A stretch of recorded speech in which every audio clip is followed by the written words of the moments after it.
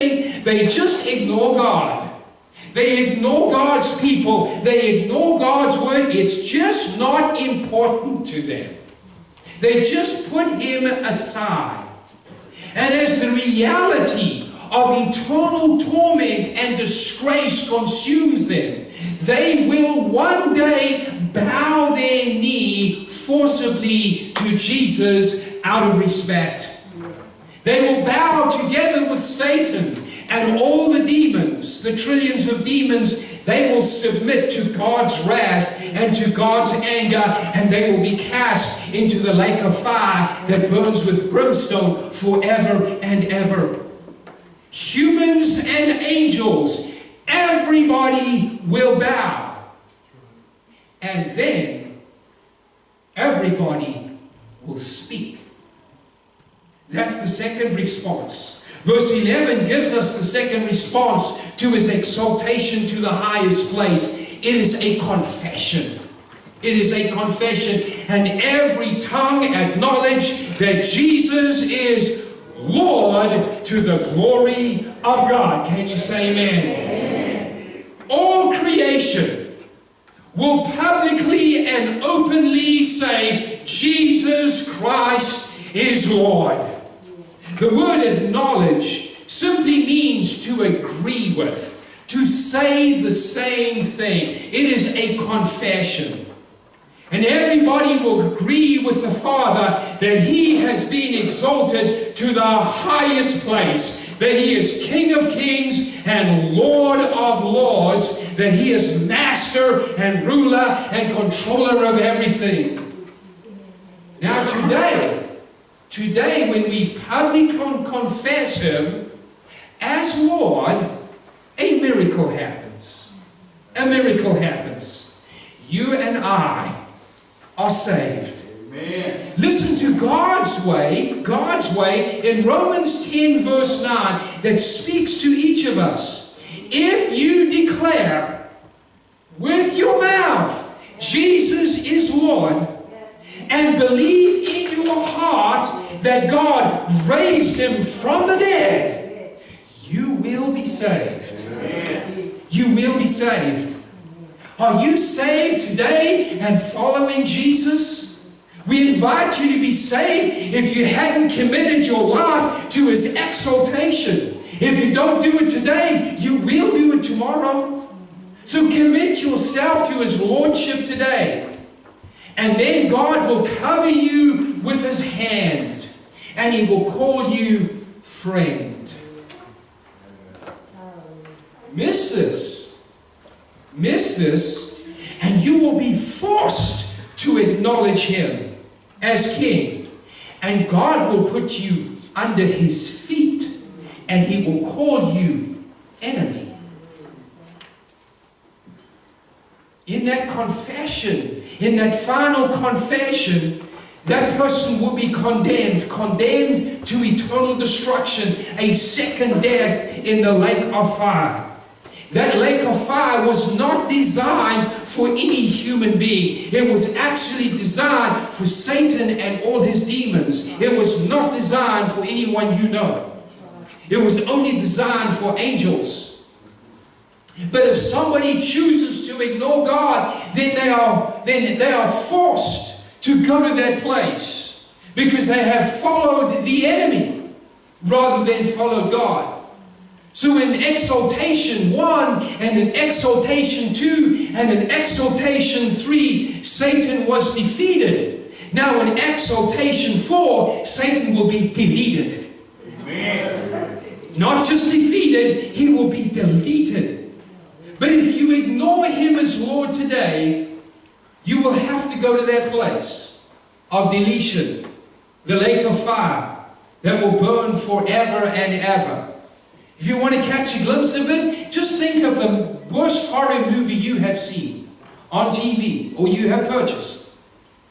And think of that as child's play to the reality of what is to come.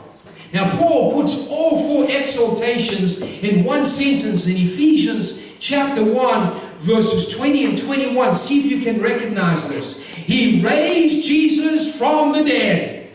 Stage 1, stage 2, step 1 and 2, and seated him at the right hand in the heavenly realms. Step number 3, far above all rule and authority, power and dominion, and every name that is invoked, not only in the present age, but also in the age to come. Step number 4. Now we can confidently answer, what is the greatest miracle in human history?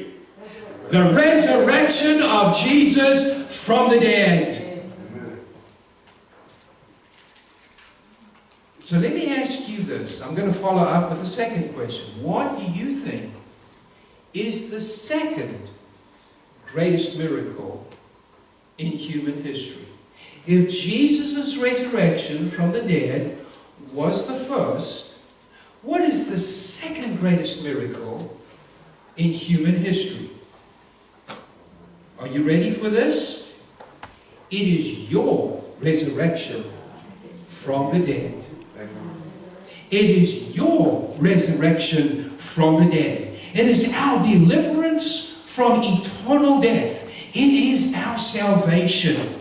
The second greatest miracle in human history is standing right in front of you. And I'm looking at all the second greatest miracles in human history right in front of me. Jesus has raised us from the dead.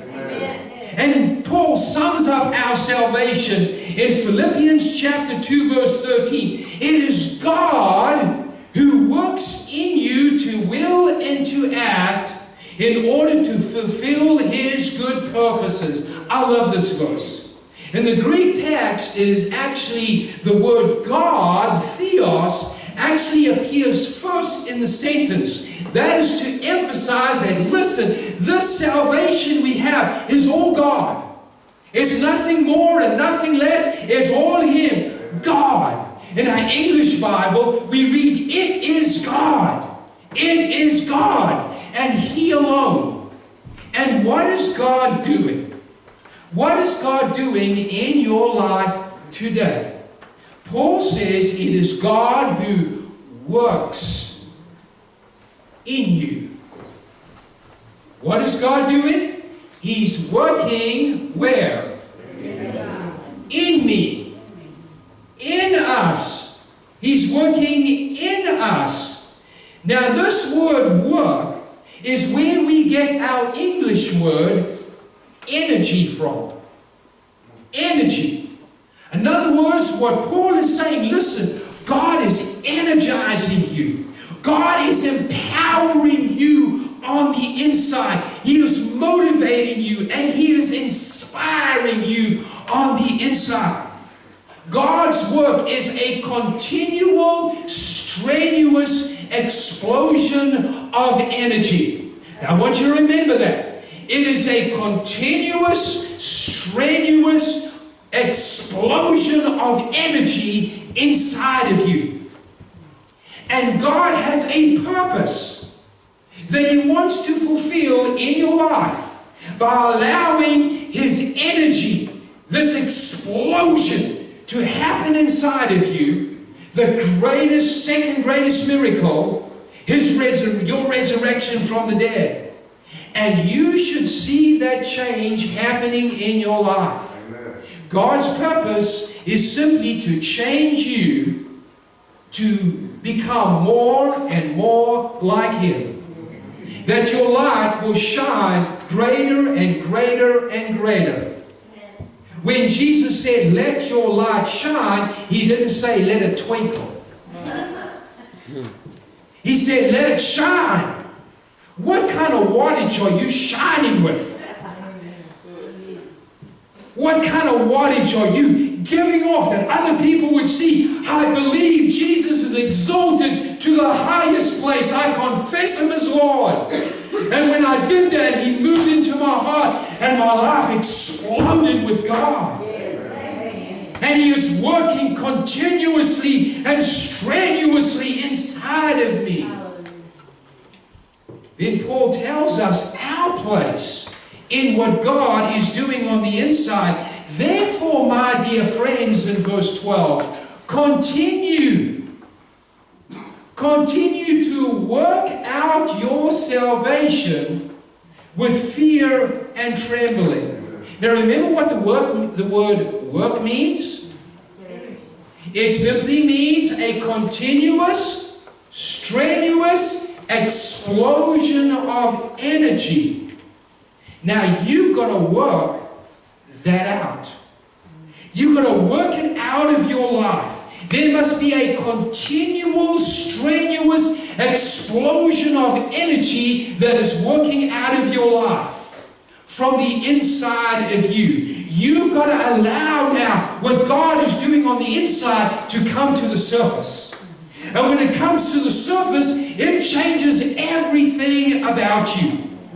In other words, your family and your friends and your co-workers should see what God is doing inside of you because you're letting it show. You're working it out. And it's happening all the time. I want you to imagine a gold mine going down into a gold mine. He digs and he digs and he digs and he gets deeper and deeper so he can get all the gold he can. And the deeper the gold, the more precious that gold is. Or imagine a worker, a farm worker harvesting a field. They go into that field and they harvest everything they can find. That's what Paul is saying.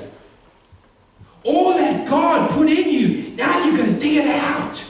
Now you're going to dig it out. Now you're going to harvest it all. You're going to let it out. Let God's energy, church, change your mind and your feelings and your habits and your bodily appetites. Let it change your attitude, how you think and how you speak to people, how you look at people. I want you to listen closely to these next two verses, and I'll put them, or my next two sentences I should say, because I put them on the back of your bulletin so you can kind of memorize them. Look what it says. Stop waiting for a miracle to happen outside of you.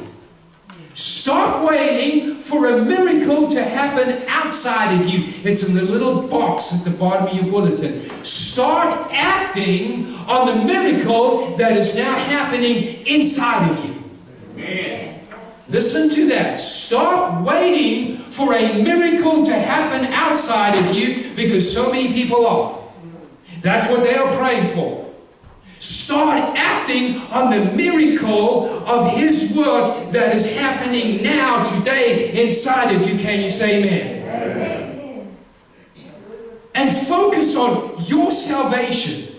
Now, I talk with many who imagine salvation to be a single event, a single commitment that they make.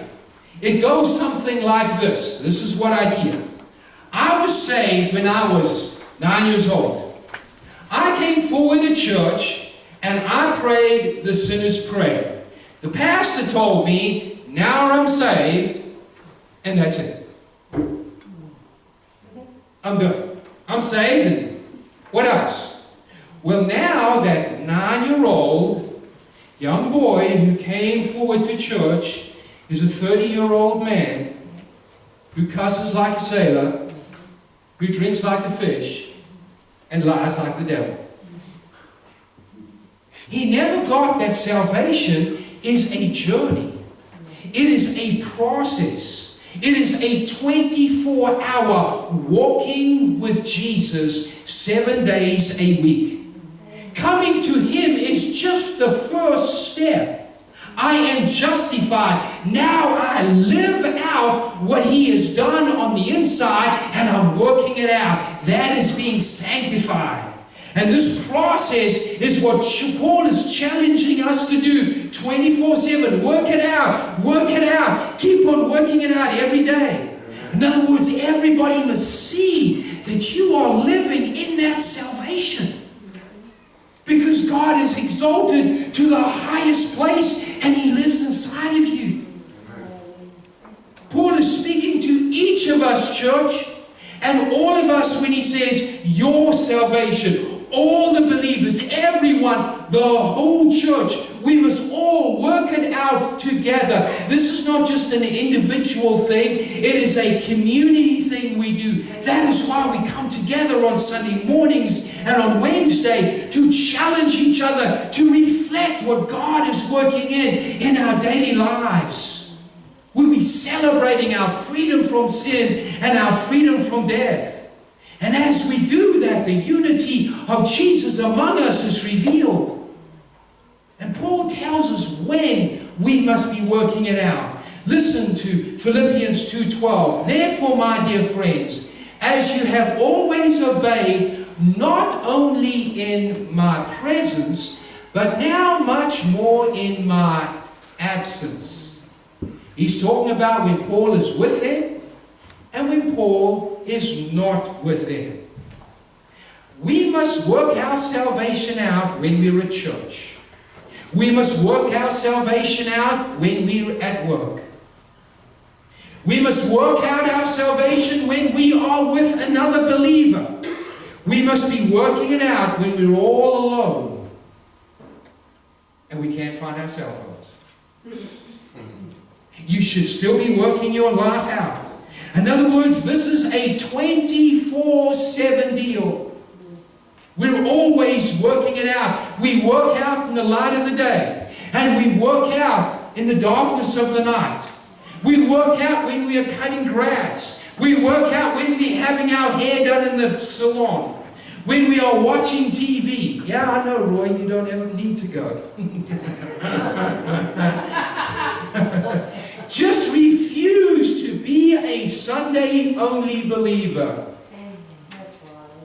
Be a Monday and Tuesday and Wednesday and Thursday and Friday and Saturday believer. Amen? Amen. Work out your salvation, church. Let me close with an illustration of how God working and me working kind of intersect and come together. When I used to go to the grocery store shopping with my little kids, they always asked me,